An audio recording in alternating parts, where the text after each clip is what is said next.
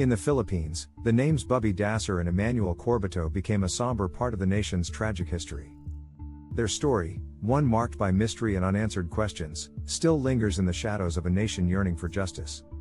It was in the early morning hours of November 2000 when Bubby Dacer, a well-known public relations consultant, and his driver, Emmanuel Corbito, were taken.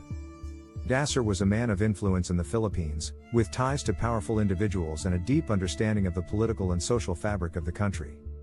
Corbito, though often working in the background, was devoted to his employer, an unassuming companion who played a pivotal role in Dacer's day-to-day life. On the day they disappeared, the air was heavy with a sense of uncertainty.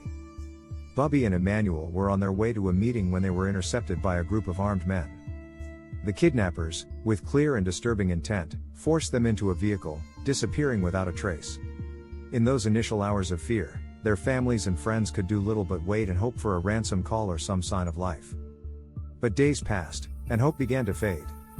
2 days after the kidnapping, their bodies were found abandoned on a remote stretch of road, lifeless and marked by the brutality of their execution. The nature of their deaths was horrifying, an execution-style killing. It was clear that their murder was not an accident or a crime of passion, but a calculated act. The question, however, remained unanswered: who did this, and why? Rumors and theories swirled in the days and weeks that followed. Some speculated that their deaths were connected to Dacer's work as a public relations consultant, where he often navigated the murky waters of politics and business. Others whispered that it might have been the result of a personal vendetta, a grudge carried by someone from Dacer's past. A few even suggested that their deaths were linked to broader political machinations in the Philippines, where corruption, power struggles, and hidden alliances ran deep. Despite investigations, the case became mired in a labyrinth of conflicting accounts, false leads, and interference. The killers, it seemed, had been careful, leaving no obvious trail to follow. Those who had the power to unearth the truth were either too frightened or too entangled in the political web that defined the nation's power structure. As time passed, Bubby Dacer and Emmanuel Corbito became symbols of the country's struggles with corruption and violence. They were the faces of those who paid the ultimate price for their knowledge, their connections, and the risks they took. But for the families who loved them, their deaths remained an unhealed wound, an open question that would never truly find peace. The Philippines, at the time, was embroiled in a state of political turbulence, with shifting power dynamics and corruption that threatened the very foundation of society. Dacer's ties to influential figures made his murder a touchpoint in this larger narrative, a microcosm of the country's unresolved issues.